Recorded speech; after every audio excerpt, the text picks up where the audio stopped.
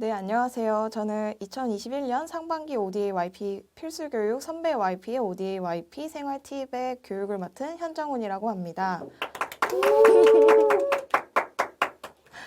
일단 교육은 다음과 같은 순서로 진행이 될 예정인데요. 자기소개, YP 근무 환경, YP 직무 및 필요 역량, YP의 의미, 커리어 짜기 등으로 이루어져 있습니다. 일단 강의를 시작하기에 앞서서 이 강의는 제 개인적인 경험을 통해서 만들어졌고, 그리고 저는 NGO에서 활동을 했기 때문에 다른 YP분들이 활동을 많이 하시는 기업이나 연구소나 대학교 등과 조금 상황이 다를 수 있음을 유의하고 가셨으면 좋겠습니다. 일단 자기소개부터 하자면 저는 사회생활을 좀 환경재단이라는 그 NGO를 통해서 YP를 했던 게 처음이었는데요. 2018년 7월을 시작으로 YP를 마치고 그 뒤로는 지금 소속되어 있는 지구촌 나눔운동 미얀마 사업소 그리고 미얀마 사업소에서 해외 파견을 거쳐서 현재 해외 사업팀의 간사로 일을 하고 있습니다. 일단 YP 경험을 바탕으로 현재 계속 국제개발협력, 시민사회 쪽에서 꾸준히 일을 하고 있는데요.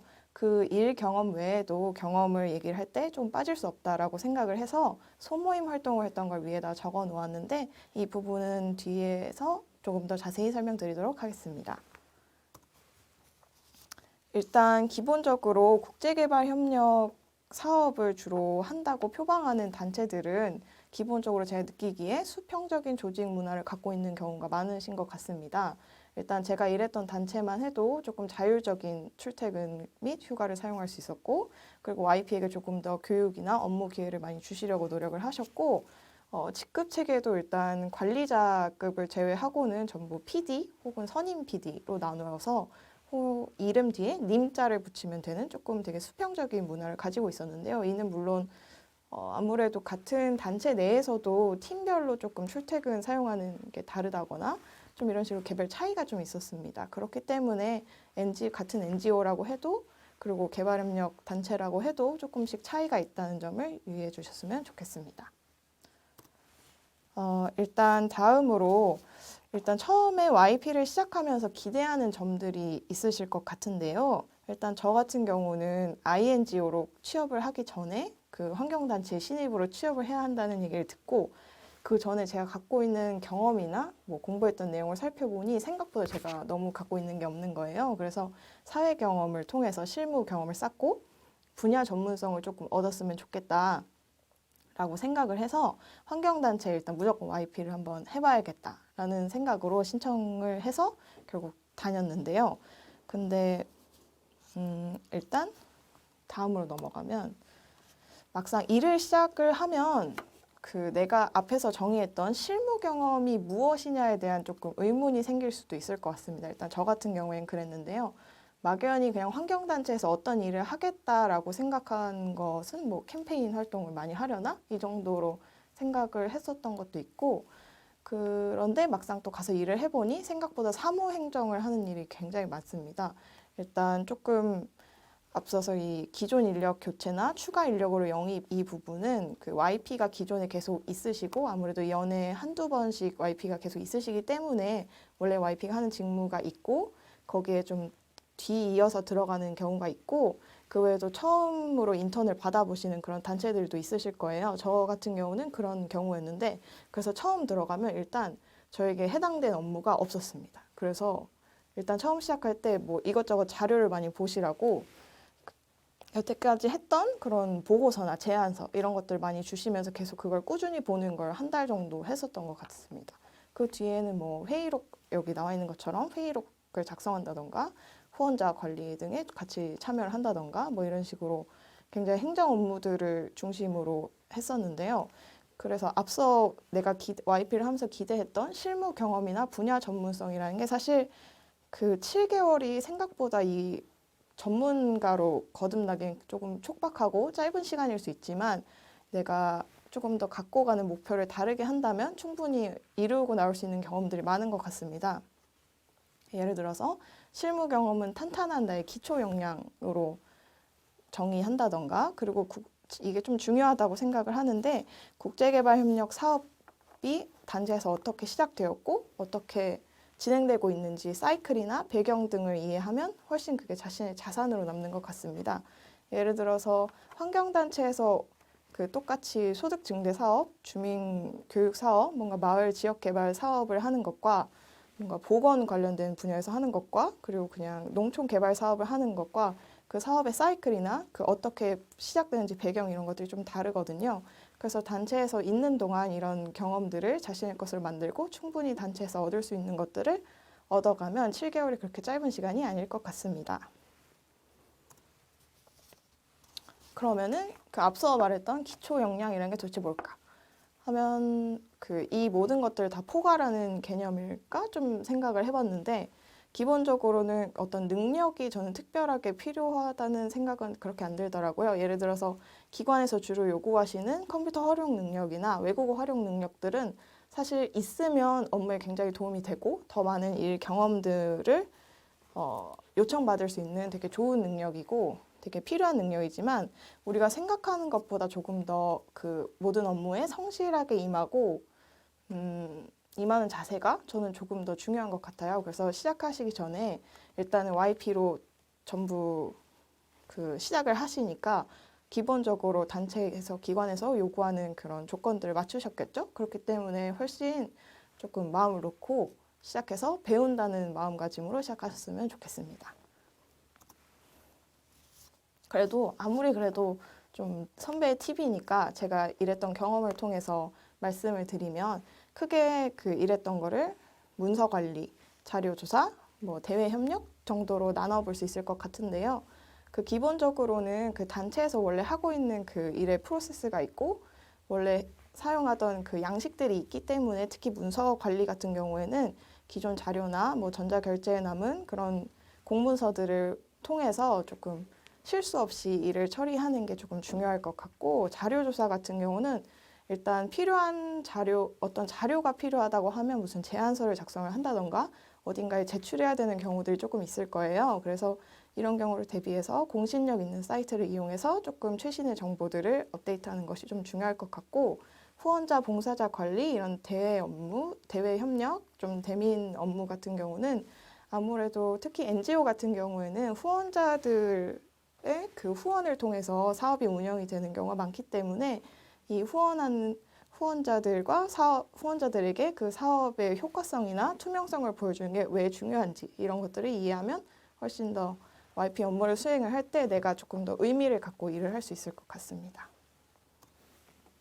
그리고 특히 자료 조사를 할 때 저는 해외 사업을 하면서 자료 조사를 정말 많이 했었는데요. 지금도 굉장히 많이 하고 있고 일단 사업 배경이나 국별 전략 같이 좀 한국에서 작성한 자료들이 필요한 경우에는 기본적으로 코이카에서 운영하거나 정부에서 운영하는 사이트들이 굉장히 공신력이 있기 때문에 주로 이용하게 되는 것 같습니다. 여기 공공 데이터 포털이나 ODA 코리아, 또 추가로 ODA 정보 포털이나 최근에 나온 코이카 개발협력 오픈 데이터 포털, 이렇게 좀 공신력 있는 사이트를 통해서 되게 정보도 빠르게 찾아볼 수 있고 굉장히 도움이 많이 되고요. 그 다음으로는 개발도상국의 통계 자료를 찾아볼 수 있는 경우는 각 개발도상국 정부 부처 홈페이지를 찾아본다던가 월드뱅크, 뭐 유엔기구 등을 찾아보면 조금 더 도움이 됩니다. 예를 들어서 뭐 미얀마의 16세 미만 청소년들이 얼마나 노동을 하는지 알고 싶다 하면 제일 먼저 노동청에 찾아가서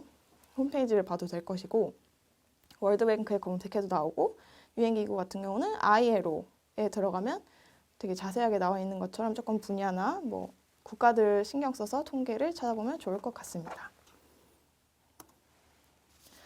일단 다시 좀 원점으로 돌아가서 YP를 하는 동안에 생각해보면 좋을 점들인데요. 우리는 좀 다음과 같은 경험을 위해서 YP를 시작하는 것 같습니다.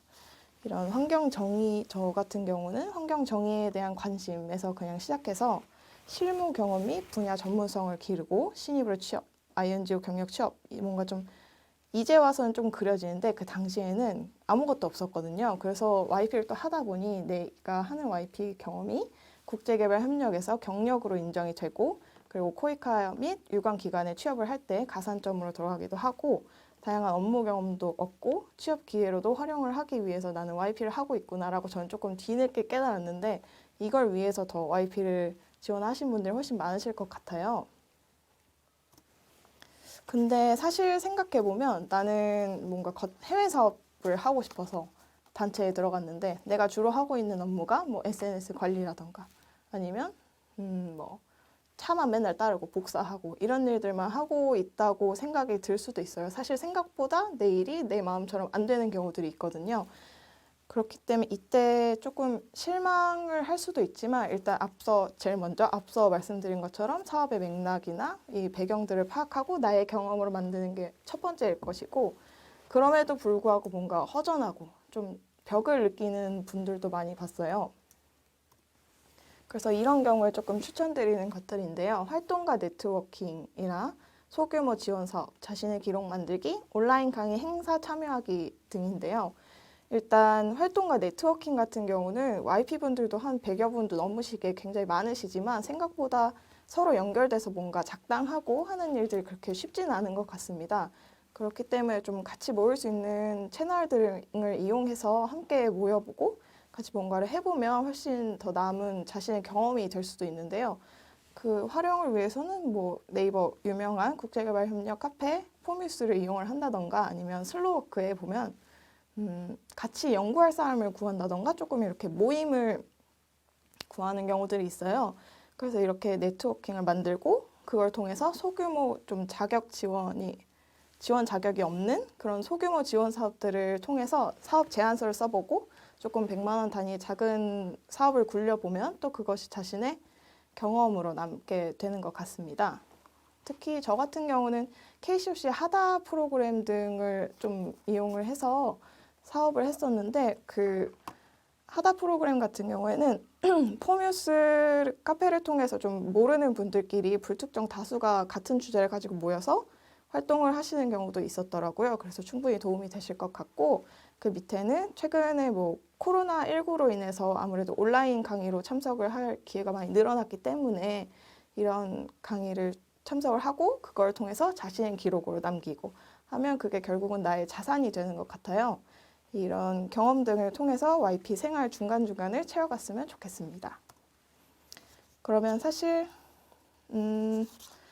보면 저는 환경단체에 취업을 하겠다라는 생각으로 시작을 했지만 결국에는 내가 아무것도 모르고 있다는 걸 또 이렇게 알았습니다. 예를 들어서 환경단체 신입으로 취직을 하려면 국제개발협력에서 얼마만큼의 경력이 있어야 하고 그리고 코이카 및 유관기관 사업에 대한 경험이 어떻게 있어야 하고 뭐 예를 들어서 기업 협력 사업을 주로 하는 경우에는 뭐 CSR이나 IBS 같은 사업을 해본 경험이 있다고 하면 훨씬 더 우대 조건으로 들어가겠죠. 혹은 OD 시민사회 협력을 하는 경우에는 그런 것들을 해본 경험이 있다면 훨씬 도움이 되고 그 외에는 또 분야에 대해서 경험을 요구하는 경우도 있을 것 같아요. 특히 환경이나 보건 같이 조금 분야의 색깔이 강한 경우에 그 관련된 경험이 있으면 훨씬 우대되고 조건으로 아예 필수 조건이 되는 경우도 있고 그 외에는 또 수시로 열리는 취업 기회 외에도 좀 주기적으로 돌아오는 그런 경우에는 그 내가 원하는 그 직무, 그 자리가 있을 때 그 시간을 놓쳐서 타이밍을 놓치면 좀 안타깝잖아요. 그래서 이런 것들을 좀 YP하는 동안에도 내가 모르고 있는 것이 무엇인지 좀 알아가는 기회가 됐으면 좋겠습니다. 마지막으로는 제 주변 저를 포함해서 제 주변에 YP 생활을 하고 있던 분들이 YP 이후에 선택했던 것들을 조금 이렇게 흩뿌려 놨는데요. 아무래도 보면 갈래가 굉장히 많고 조금 다양한 케이스들이 있습니다. 뭐 대학원에 진학하시기도 하고 코이카 공채에 도전하셔서 실제로 가시기도 하고 뭐 봉사단 코디를 하시기도 하고 되게 다양한 방법들이 있는데 그래서 YP를 하는 동안에도 사실 저는 환경 쪽에 관심이 정말 많았지만 그 하는 동안 조금 생각이 바뀌어서 농촌 개발 쪽에 지금은 조금 더 관심이 있어요. 이런 것처럼 그 YP 생활을 하는 동안 이것이 나의 경험이 되고 그 경험을 통해서 다른 커리어 스텝을 준비하는 그런 단계로 충분히 활용을 하셨으면 좋겠습니다. 이상으로 발표 마치겠습니다. YP 경험이 좀 단체만이 아니라 자신에게도 자산으로 남으셨으면 좋겠습니다.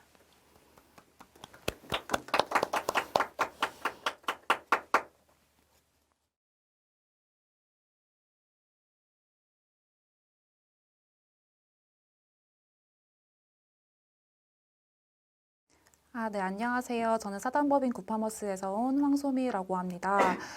제가 오늘 슬기로운 YP 생활을 위한 꿀팁 대방출이라는 이 내용으로 여러분과 함께 이야기하려고 이렇게 이 자리에 나와 있어요.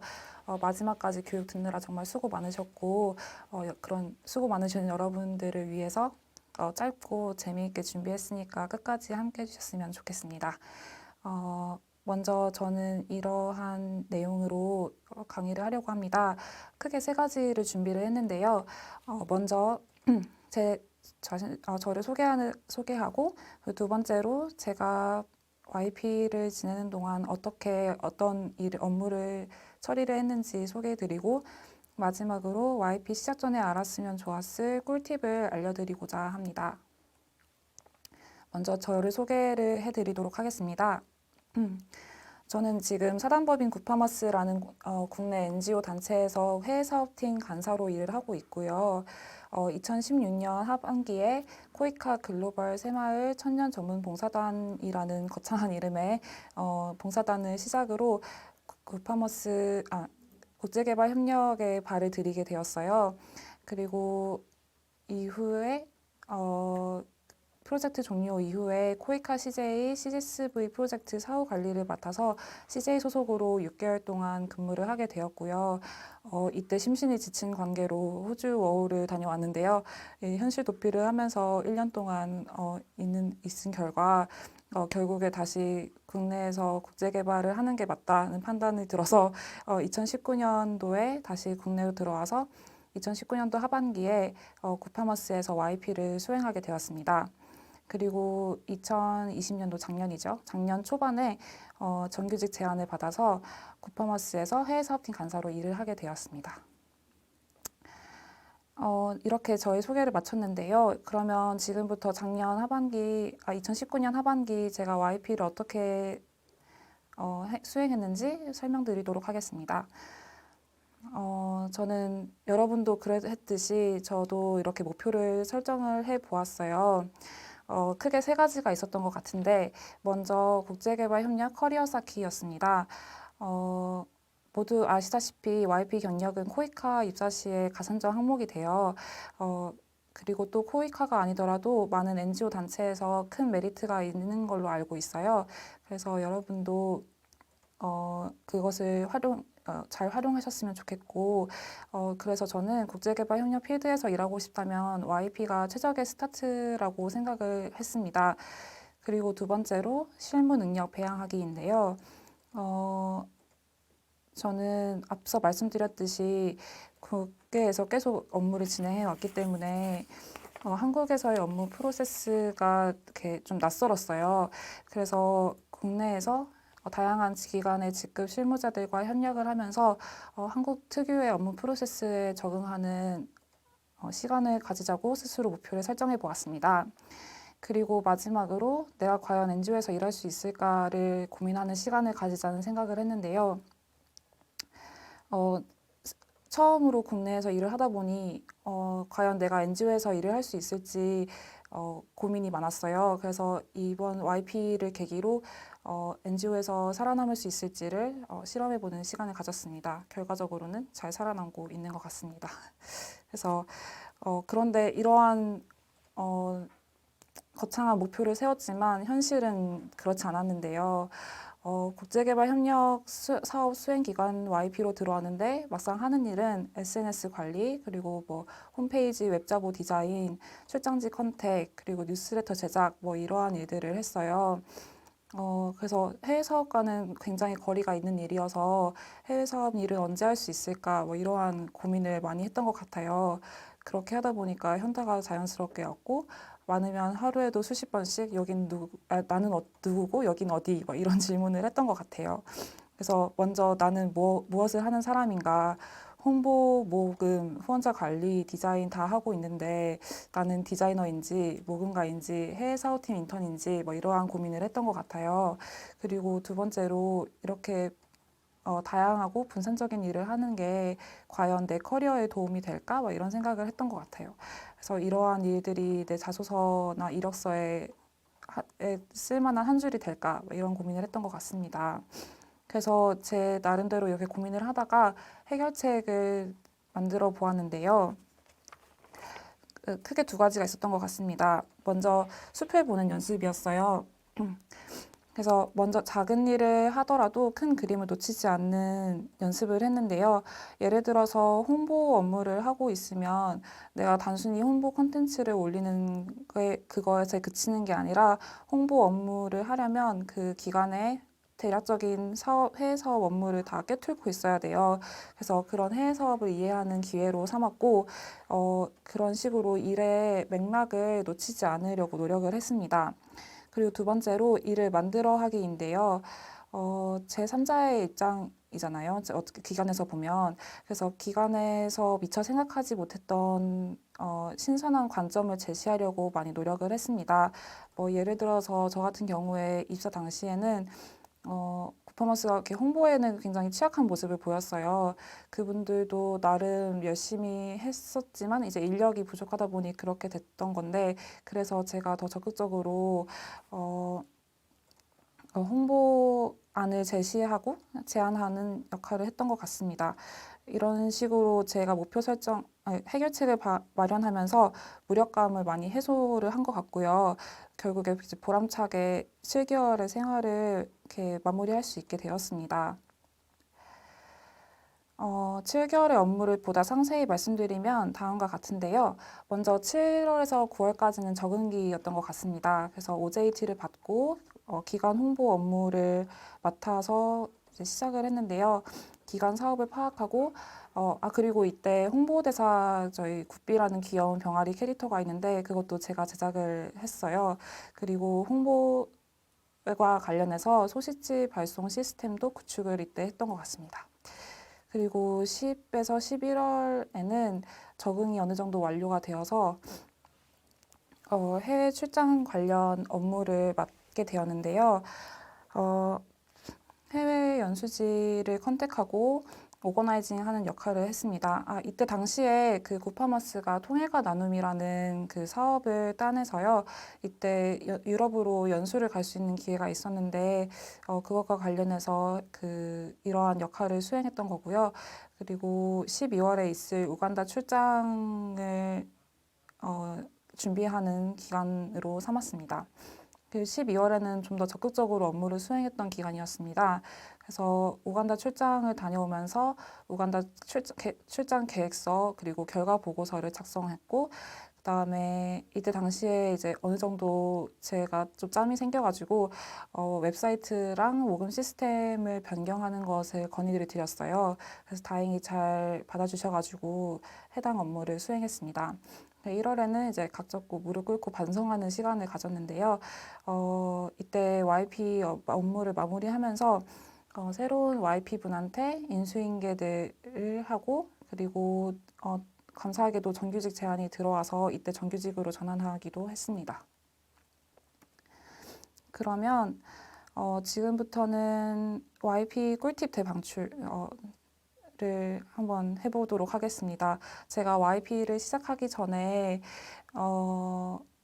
알았으면 좋았을 것들을 한번 준비해 보았는데요. 크게 4가지가 있을 것 같아요. 먼저 네트워킹, 그리고 업무일지 쓰는 법, 그리고 예스맨 되기, 마지막으로 커리어 패스 그리기입니다. 먼저 네트워킹인데요. 한국에서 네트워킹은 되게 낯선 개념인 것 같아요. 많이 하지도 않고 또 코로나로 인해 가지고 조금 어려울 수도 있는데 올해는 좀 나아질 거라는 희망을 가지고 한번 말씀을 드려보겠습니다. 먼저 네트워킹을 하면 좋은 점이 현직자의 조언을 얻을 수 있어요. 현직자분들은 짬이 있잖아요. 그래서 그 현직자분들의 넓은 시야를 통해서 저의 업무를 제고할 수 있다는 점이 가장 좋은데요. 그분들의 현실감 넘치는 조언을 들을 수 있는 거의 유일한 기회라고 저는 생각을 해요. 그래서 여러분들도 네트워킹을 통해서 그러한 조언을 많이 얻으셨으면 좋겠고요. 그리고 두 번째로는 동기부여인데요. 국제개발 협력 관련 행사 및 교육을 통해서 동업자분들과의 네트워킹을 하다 보면 내가 왜 이 일을 하는지 많이 의문이 들 때 약간 힘이 될 수 있어요. 내가 왜 이 일을 시작하게 됐는지, 그리고 당위성을 찾을 수 있는 기회가 됩니다. 이러한 네트워킹을 하다 어디서 찾냐고 많이 질문해 주시는데요. 제가 하도 나돌아다니니까 이제 이런 정보는 어디서 찾냐고 많이 질문해 주세요. 그래서 크게 세 가지 방법을 저는 제안을 드리고자 하는데요. 먼저 뉴스레터 구독입니다. 저는 뉴스레터 덕후라고 할 정도로 굉장히 많은 뉴스레터를 구독하고 있는데요. 먼저 도너스라는 모금 관련 사이트 그 벤처 기업에서 발행하는 임팩트 위크, 그다음에 슬로워크라는 소셜 섹터 기관에서 발행하는 오렌지 레터, 그리고 많은 분들이 구독하고 계실 거라 생각하는데 코이카의 코이카 웹진이 있습니다. 이러한 뉴스레터 구독을 통해서 언제 어디서 그 교육과 행사가 진행이 되는지 찾으면 돼요. 그리고 그거 말고도 타 NGO 기관에서 각종 뉴스레터를 발행하고 있는데 예를 들어서 제가 되게 좋아하는 뉴스레터 중에 하나가 아프리카 인사이트의 아인레터였나요? 네, 그것이 있는데 NGO에서도 종종 네트워킹 행사를 하니까 잘 활용해서 사용하셨으면 좋겠습니다. 그리고 두 번째로 MPO 관련 공지사항이에요. 서울에 위치해 있는 MPO에서 YP 하시는 분들은 많이 아실 거라고 생각이 드는데 서울시 MPO 지원센터라는 웹사이트가 있어요. 이곳에 진짜 온갖 그 국제개발 아니면 MPO 관련 정보가 올라오거든요. 그래서 여러분들도 이 홈페이지를 활용해서 정보를 얻으셨으면 좋겠고, 그리고 타 NGO 기관 웹페이지 및 SNS도 관련 공지사항을 찾을 수 있을 거라 믿습니다. 네, 그리고 마지막으로 제가 되게 추천드리고 싶은 바인데요. 없다면 새로 만들어 보셨으면 좋겠습니다. 제가 오프라인으로 네트워킹 할 때 경험이 어땠냐면, 이제 서로 인사를 하고 저 어디서 무슨 일 하고 있는 누구누구입니다. 이렇게 하고 막 카톡이나 인스타그램을 공유를 막 해요. 그러고 나서 집에 가면 그걸로 끝나는 경우가 되게 많아요. 그래서 그 뒤로 전혀 연락하지 않는 경우가 많아서 그렇게 소극적인 네트워킹보다는 직접 개척하는 네트워킹을 하셨으면 좋겠어요. 그래서 저 같은 경우에는 소모임을 굉장히 잘 활용하고 있는데요. 저는 김치앤칩스에서 김치앤칩스라는 국제개발 협력 뉴스레터를 만들고 있는 공적인 사적 모임에 들어와서 이제 현직자분들하고 네트워킹을 하는 시간을 가지고 있습니다. 그래서 여러분들도 이런 네트워킹 잘 이용하셨으면 좋겠고, 그리고 두 번째로 업무일지입니다. 업무일지를 잘 설명하면서 아까 앞서서 내 일을 내일의 무기로 만드는 방법이라고 거창하게 설명을 드렸는데요. 사실 업무일지는 굉장히 단순해요. 단순하지만 그만큼 많은 분들이 귀찮아 하시는 일 중에 하나이기도 합니다. 그래서 하지만 기록의 힘이라는 말이 있듯이 업무일지를 작성하다 보면 업무의 중요도를 파악할 수 있고 그렇게 내 업무를 눈으로 보다 보면 목표 설정을 할 수 있어요. 그렇게 하다 보면 자연스럽게 업무의 효율도 높아지겠죠?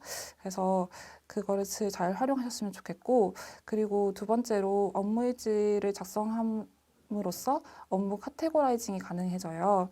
그래서 인턴분들이 많이 분산적으로 업무를 수행하시고 계실 텐데 이러한 일들을 잘 적다 보면 카테고라이징이 가능해져서 이것도 이력서의 한 줄이 될 수 있습니다. 그래서 제가 작성했던 업무 일지 양식을 들고 와봤는데요. 이것은 제가 만든 거라서 여러분들은 각자 취향에 맞게 새로 작성하셔도 될 것 같아요. 그래서 간단히 설명을 드리자면 제일 왼쪽 열에 분산적인 업무를 카테고라이징해서 회에서 모금 홍보 이런 식으로 카테고라이징을 해서 적어놨고 그 두 번째 열에 이번 주의 목표를 적고 그 다음 열에는 매일의 일을 이렇게 업무를 적어 놓는 칸을 만들었어요. 그리고 밑에 초록색 칸에는 보완 또는 해결이 필요한 부분을 기록해 두면서 언제일지는 모르겠지만 언젠가 해결이 필요한 일을 이렇게 적어서 상세하게 적었습니다. 저 같은 경우에는 팀장님이 무슨 일을 시켰다, 이런 것도 다 일일이 적었는데요. 그렇게 하면 좋은 것이, 별거 아닌 일이지만 카테고라이징을 해서 큰 덩어리로 만들 수 있어요. 그렇습니다. 그래서 이런 툴도 잘 활용하셨으면 좋겠습니다. 세 번째입니다. 예스맨 되기인데요. 예스맨은 요즘엔 되게 부정적으로 쓰이는 단어 중에 하나인 것 같아요. 하지만 우리는 YP잖아요. 그래서 인생 유일의 기회이고, 예스맨이 예스맨이 됨으로 인해서 자기 자신을 좀 실험하고 시험하는 기회로 삼았으면 좋겠어요. 그래서 예스맨이 되면 좋은 점은 낯선 일에 도전하기입니다. 제가 되게 좋아하는 말인데요. 어려운 것이 아니라 낯설 뿐이다 라는 말이에요. 이번이 첫 커리어인 만큼 되게 어렵다고 느껴질 만한 일들이 많으실 것 같아요. 근데 그냥 낯설 뿐이니까 또 도전하셨으면 좋겠어요. 그리고 그렇게 도전하셨을 때 뜻밖의 기회를 만날 수 있는데요. 저 같은 경우에는 우간다와 유럽 두 번의 출장의 기회가 있었는데 저한테는 그렇게 달가운 기회는 아니었어요. 되게 어려워 보였고 되게 난감했어요. 인턴 주제에 이런 분들과 소통을 해도 되나 막 이런 생각도 하고 인턴 주제에 이런 책임을 다 져도 되나 이런 생각을 했었던 것 같은데 결국에는 되게 좋은 기회였어요. 왜냐하면 이때 우간다 대통령의 사위분과 막 대화를 하고 우간다 전 장관과 만나가지고 저희 기관을 설명하고 사업을 설명하고 주도적으로 그렇게 대화를 이끄는 경험을 했어요. 그래서 이분들을 통해서 정말 많은 것들을 배우고 뭐 이전은 이렇게 해야 되는 거구나부터 시작해가지고 정말 많은 것을 배워왔던 것 같습니다. 마지막인데요. 커리어 패스입니다. 7개월 동안 하면 딱 좋을 일이자 제가 가장 못했던 부분이기도 한데요. 먼저 원하는 분야를 찾으셨으면 좋겠어요. 7개월 동안. 그래서 네트워킹과 같이 위에서 설명했던 방법들을 통해서 원하는 분야와 직무까지 찾으셔서 그 직무를 설정한 다음에 구직 사이트 등을 이용해서 자격 요건을 확인하고 그 자격 요건을 충족시키고자 7개월 동안 준비를 하면 좋을 것 같아요. 그렇게 하면 다음 커리어도 걱정 없이 준비할 수 있으실 거라 생각이 듭니다. 오늘 드리고자 하는 정보는 여기까지이고요. 궁금한 점이 있으면 위에 이메일 주소로 연락 주시면 되겠습니다. 오늘 설명 들어주셔서 정말 감사합니다.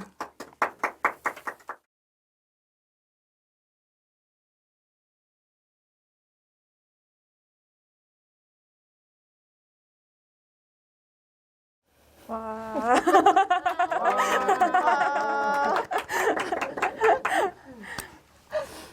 오늘 발표 듣느라 정말 수고 많으셨습니다, 여러분.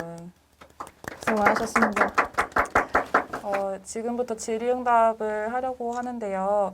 첫 번째 질문부터 해볼까요? YP 후, 곱돌이의 국계협이라는 분이 YP 후 어떤 일을 하고 계신지 궁금해요 라고 질문 주셨는데, 현정우님 어떻게 하고 계신가요? 저는 그 일은 아까 말씀드린 것처럼 해외 파견 간사로 해외 파견을 갔다가 현재는 해외 사업팀에서 일을 하고 있고 주로 미얀마 사업소 보조나 뭐 다른 아프리카 사업소, 아시아 사업소들을 조금 보조하는 역할을 주로 하고 있고 그 외에는 그 소모임으로 그 밑에도 질문이 올라왔는데 공적인 사적 모임이라는 소모임을 통해서 김치앤칩스 뉴스레터를 제작하는 일을 또 따로 하고 있습니다. 소미님은 어떠신가요? 저는 YP 이후에 아까 말씀드렸듯이 정규직 전환을 감사하게도 받아서 정규직으로 지금까지 쭉 업무를 수행하고 있고요. 지금은 캄보디아랑 미얀마 국가 맡아서 해외 사업을 진행하고 있습니다. 그리고 또 홍보 업무도 같이 곁다리로 진행을 하고 있는 상태고요. 현정님과 같이 공적인 사적 모임 함께 하고 있고 김치앤치스 열심히 만들고 있습니다. 다음 질문 읽어주시죠. 다음 질문은 HM님께서 저하고 소민님께 공동으로 드리는 질문인데요. 반갑습니다. 저는 김치앤칩스 구독자입니다. 공적인 사적 모임은 어떤 경로로 어떤 목표로 시작하게 되셨는지 모임 네트워크 사람들은 어떻게 만나게 되었는지 궁금합니다. 근데 이것도 YP 생활이랑 조금 연결이 되는데요. 공적인 사적 모임은 제가 YP로 있었던 환경재단에서 같이 일을 하셨던 분이에요. 그래서 그 원래 사내 스터디 모임으로 시작을 했다가 조금 퇴사 이후에도 같이 네트워크를 만들고 조금 작당해보고 싶은 사람들끼리 모여서 좀 개발협력 분야에는 뉴스레터가 없는 것 같다. 우리가 좀 재미있게 해보면 어떻겠느냐 해서 청년 활동가들에게 좀 정보를 제공하기도 하고 좀 궁극적으로는 같이 연결하는 좀 플랫폼 역할을 하고 싶어서 시작을 하게 되었습니다. 그 다음에 소미님은 저랑 조금 다르게 시작을 하셨는데요. 네. 어떠세요? 저는 뉴스레터 덕후로서 이렇게 쭉 보다가 국제개발협력 뉴스레터가 없다는 생각을 하던 참에 김치앤칩스가 있다는 거를 발견하고서 쭉 봤었어요. 그래서 쭉 보다 보니까 재밌더라고요. 그래서 제가 용기 있게 용감하게 문을 두드렸습니다. 여기 혹시 편집자 안 뽑냐고. 그래서 나중에 차후에 합류하게 된 케이스입니다. 그렇습니다. 네, 강예은님께서 현정은 황수미 선배님께 질문 드립니다. 국제개발협력 분야로 커리어를 쌓겠다는 다짐을 하게 된 결정적인 계기는 무엇일까요? 라고 질문을 주셨어요. 전 되게 난감해서 질문을 네. 그럼 저로 넘어오면 저는 그 발표 때도 말씀드린 것처럼 사실 개발협력 분야에 대한 관심보다는 좀 환경 NGO에서 일을 하고 싶다라는 관심으로 조금 시작을 했는데 좀 결정적으로 그 YP 분들은 해외 출장을 조금 권장을 단체에 많이 해주셔서 좀 갔다 올 수 있는 기회들이 있는데요. 저 같은 경우에도 12월 달에 그 당시에 좀 마을 개발 사업을 하고 있던 방글라데시에 출장을 다녀왔었는데요. 그때 현장에 그러니까 처음 나가보게 된 거예요. 그랬더니 생각보다 이 개발협력 사업이 그 현장에서 어떻게 생동감이 있고 조금 우리가 머릿속으로 생각했던 것이 현장에서 어떻게 진행되고 있고 그게 마을 주민들에게 어떤 영향을 미치고 있는지를 좀 보고 난 뒤에는 되게 매력 있고 앞으로 계속 이런 일을 하고 싶더라고요. 그래서 조금 해외 파견을 결심하게 된 것도 조금 YP 하는 동안 출장을 갔던 걸 계기로 여태까지 활동을 하고 있는 것 같습니다. 네. 저도 좀 비슷한데요. 저는 그 베트남의 코이카 CJ CSV 프로젝트를 하면서 제가 하는 일들이 사람들의 삶을 바꾸는 거를 눈으로 보다 보니 되게 보람을 크게 느꼈던 것 같습니다. 그래서 쭉 이런 일을 하겠다고 결심을 하고 이 자리까지 오게 된 것 같아요. 그리고 리우스민님께서 굿비 탄생까지 우여곡절이 궁금하다고. 굿비는 사실 제가 선물 받은 인형을 제가 딱 보고 영감을 얻었어요. 이거는 해야 된다. 그래서 제가 옷을 잘라서 입혀가지고 탄생이 되었습니다. 그런 팁 이야기가 있고요. 정서훈님 맞나요? 네, 정서훈님이 아까 선배님 전공이 언급되었나요? 했는데 저는 경제학과 전공했습니다. 그 밑에 주크러쉬님께서 전공이랑 대학원 진학에 관련해서 어떻게 생각하는지 진학 계획이 있으신지 물어보셨는데 저는 전공을 사회학하고 심리학 그 복수 전공을 했고요. 결과적으로는 사회학 전공을 조금 살리고 있다고 생각을 하고 있습니다. 대학원 진학은 관심이 엄청 많고 앞으로 그 커리어에서 있을 거라고 생각은 하는데 아무래도 대학원에 진학을 하려면 좀 연구 목적이나 내가 대학원을 통해서 얻고 싶은 것이 명확할 때 가야 된다고 생각을 하고 있고 현재로서는 실무 경험이 저에게는 조금 더 필요한 것 같아서 당장의 진학 계획은 없으나 그러나 계속 활동을 하면서 꼭 진학을 할 생각이 있습니다. 좋은 답변이었습니다.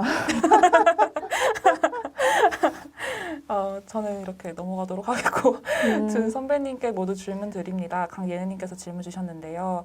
국제개발 협력에는 다양한 분야가 있는데 그중 관심 있는 분야를 정하시게 된 계기도 궁금합니다. 이렇게 주셨어요.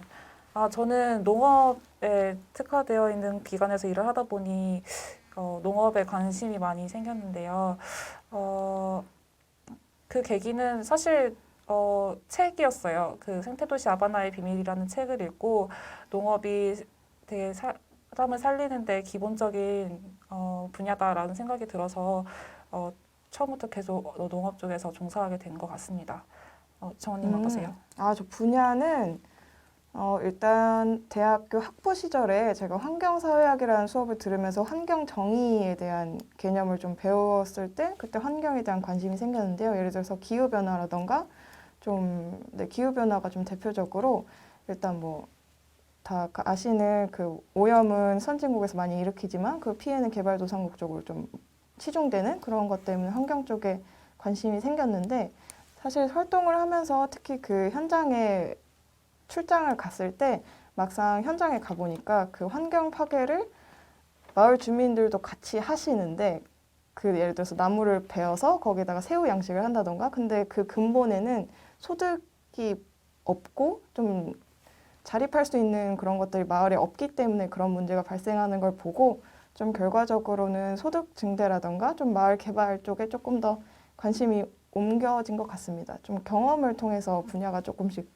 옮겨지고 있고 앞으로도 조금씩 변할 수도 있을 거라는 생각이 들기도 합니다. 정서우님께서 구파머스라는 농업 분야 NGO에서 본인의 전공을 어떻게 살리고 있는지 그리고 YP 시절 홍보 관련 업무에 전공 경험상 어려움은 없었는지 궁금하다고 질문 주셨는데요. 저는 아무래도 경제학을 전공을 해서 사실 그렇게 큰 관련성은 없었던 것 같아요. 그런데 대신에 저 그 기관에서 사내 교육을 굉장히 많이 시켜주셨어요. 그래서 업무에 그렇게 큰 차질은 없었던 것 같습니다.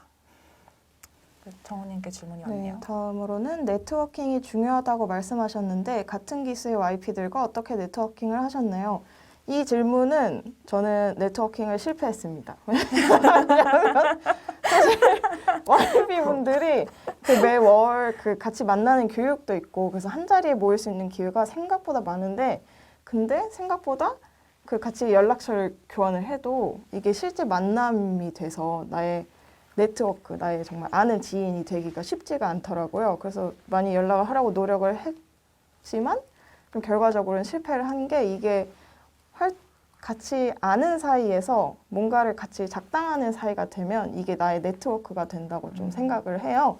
그래서 YP 때 좀 그 실패 경험을 토대로 현재는 같이 뭔가 좀 도모하는 일들을 많이 하면서 좀 아는 사람으로 늘려가는 일을 하고 있고 그거를 그 네이버 카페나 소규모 지원 사업 등을 통해서 좀 기회를 넓히셨으면 좋겠습니다. 그 다음으로는 YP 기회가 아주 소중하다고 생각하시는데 이 기간 동안 어떤 목표로 일에 임하면 좋을까요? 선배님들은 어떤 마음가짐으로 YP 업무에 참여하시는지 궁금합니다. 저는 뭐 다음 커리어를 위한 게 가장 컸던 것 같습니다. 그래서 정규직을 제안을 받는 게 가장 컸던 것 같고 그런 마음으로 되게 적극적으로 임했던 것 같아요. 그게 제 큰 원동력이 됐던 것 같습니다. 정우님 어떠셨나요? 저는 마음가짐 일단 아무것도 모른다는 생각을 가지고 내가 이 분야에서 정말 뜻깊은 경험을 했다라고 남기려고 그냥 닥치는 대로 다 했던 것 같아요. 근데 네 그랬던 것 같아요. 그렇습니다. YP 활동을 하시면서 혹시나 국제개발 협력을 그만두고 싶다라고 생각하신 적이 있으신가요? 어떠셨어요, 정우님?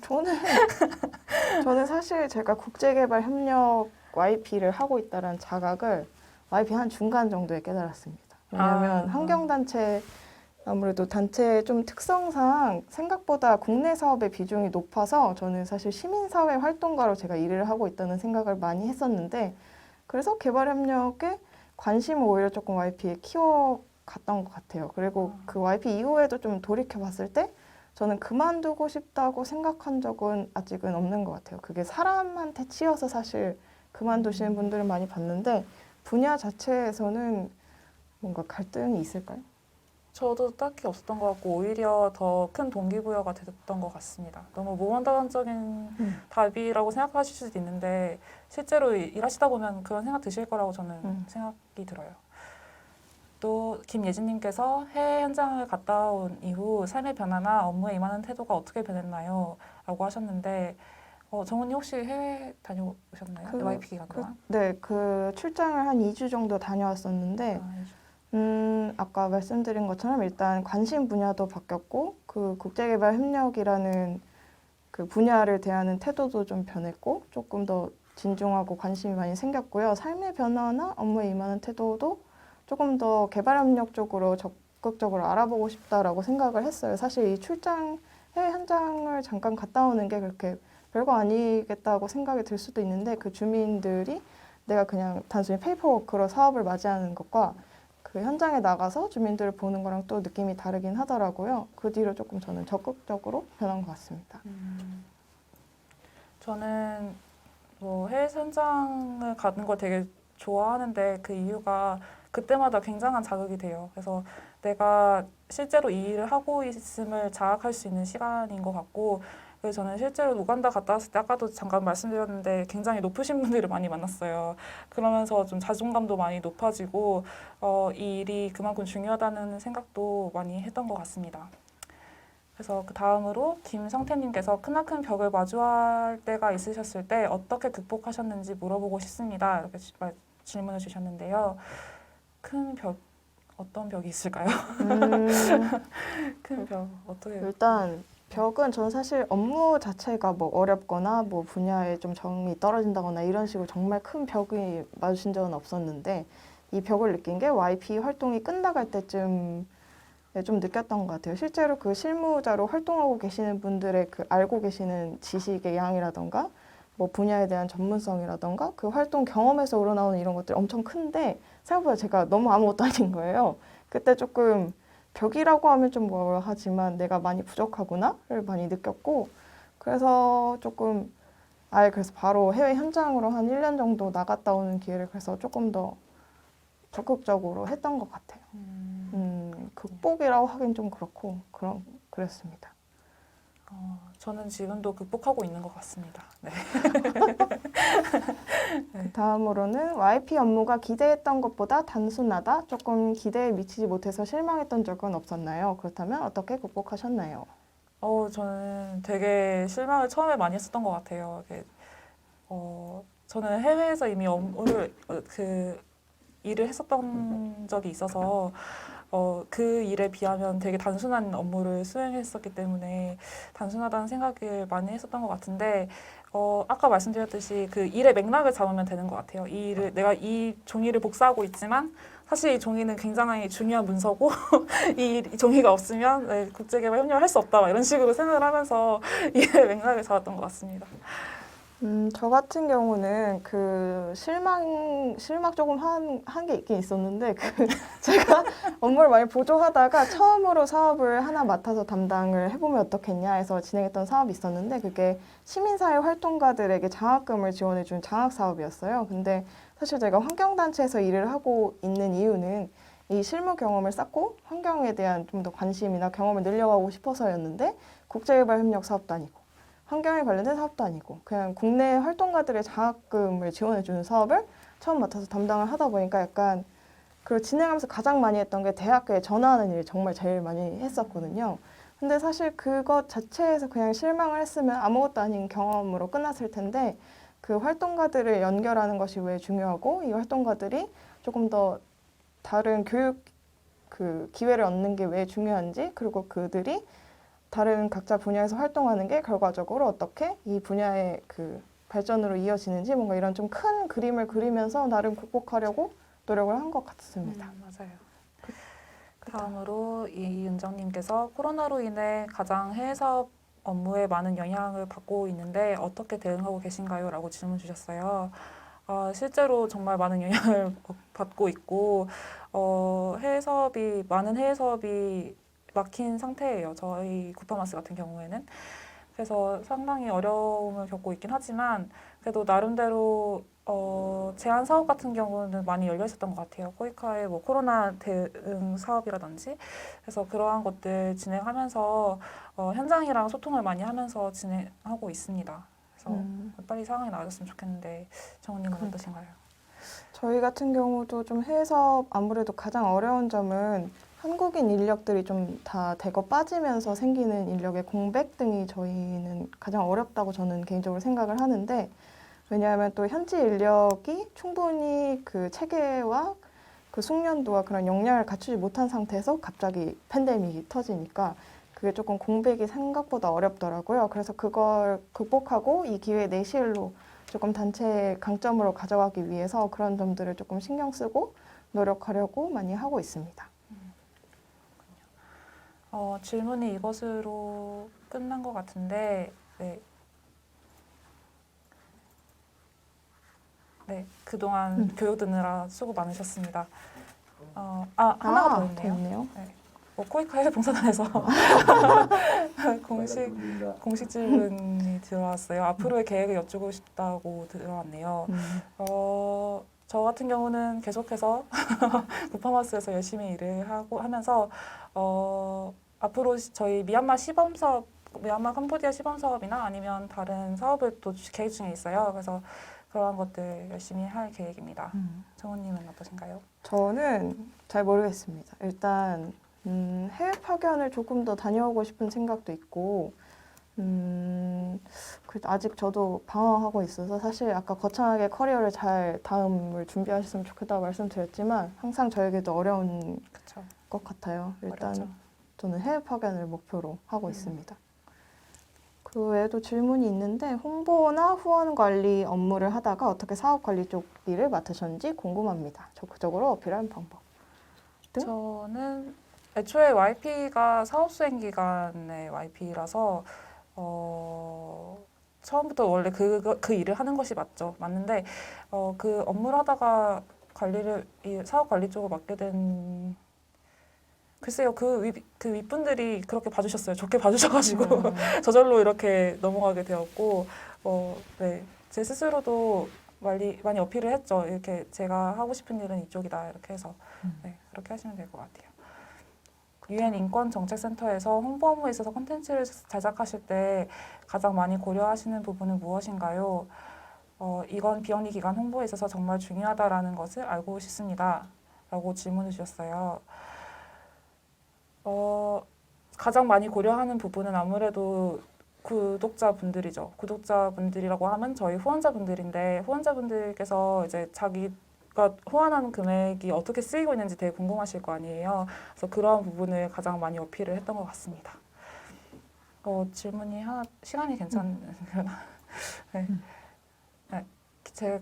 강예은님께서 제가 기간에 뉴스레터를 담당하게 될 것 같은데 뉴스레터 컨텐츠 기획 디자인과 관련해서 추천하실 만한 팁, 노하우가 있을까요? 라고 질문을 주셨어요. 뉴스레터 같은 경우에는 스티비라는 툴이 가장 많이 쓰이죠. 무료로도 쓰이기도 하고 그래서 그거 사용해서 하시면 손쉽게 디자인도 하실 수 있을 것 같아요. 네, 그러면 강의를 마무리하도록 하겠습니다. 모두 수고 많으셨습니다. 수고하셨습니다.